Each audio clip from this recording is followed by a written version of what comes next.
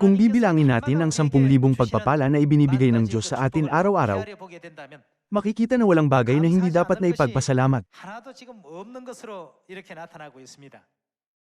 Gayunpaman, mayroon tayong mga hindi panalinang napandama para sa pasasalamat, pero malakas tayo sa pagbubulong-bulungan at pagrereklamo. Gayunman, mula ngayon, dapat nating baguhin ang mga ito. Dapat nating alisin ang pandama para sa pagbubulong-bulungan at pagrereklamo, at patalasin ang ating pasasalamat.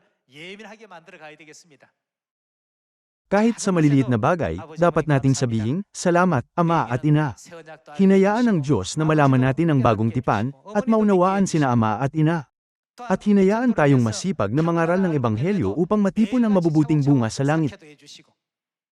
Pag naunawaan natin na ang lahat ng bagay na ito ay biyaya at dahilan ng pasasalamat, ano pa ang mas mabuti sa mundong ito kaysa sa pagiging sa Diyos? Sama-sama nating tingnan ang Luke chapter 17. Tingnan natin ang kaso ng mga nagpapasalamat at mga hindi nagpapasalamat. Sa Luke chapter 17 verse 11, nasusulat, habang patungo sa Jerusalem, si Jesus ay dumaan sa pagitan ng Samaria at Galilea. At sa pagpasok niya sa isang nayon, sinalubong siya ng 10 lalaking kitungin na nakatayo sa malayo. Sila ay nagsisigaw at nagsabi, "Jesus, Panginoon, maawa ka sa amin." Nang kanyang makita sila ay sinabi niya sa kanila, "Humayo kayo at kayo'y magpakita sa mga pari." Habang sila ay umaalis, sila ay nagiging malinis.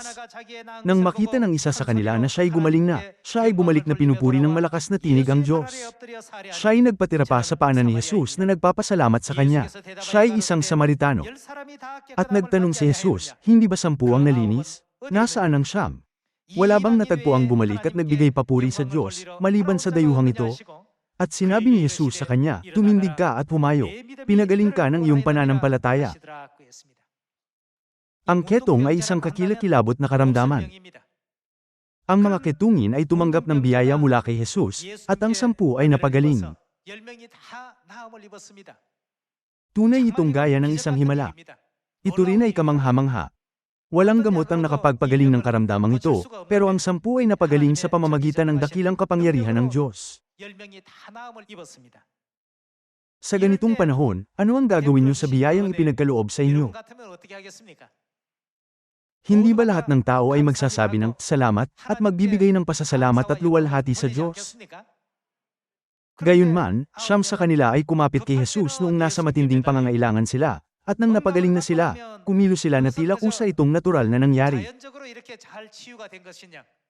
Binanggit ni Jesus ang kahangalang ito, at nag-iwan sa atin ng aral, sa pamamagitan ng mga salita ng pagpapala para sa nagpasalamat.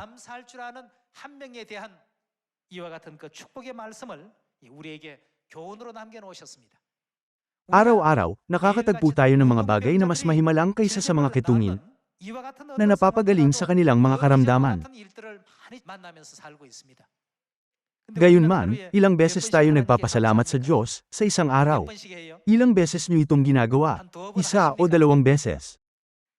Sa 10 ketungin, ang isa ay nagsabi, "Panginoon, salamat.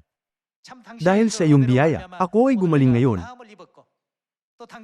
At nalinis ngayon sa pamamagitan ng iyong mga salita na gaya nito." Tunay akong labis na mapagpasalamat para sa biyayang ito. Maaari nating ulitin ang mga salitang ito ng daan-daang beses araw-araw, at hindi pa rin ito magiging sapat. Habang nabubuhay tayo sa Diyos, ang tanong ay kung gaano karaming salita ng pasasalamat ang inaalay natin sa Diyos, gaya ng isang ketungin na bumalik upang magpasalamat. Kailangan natin itong pag-isipan.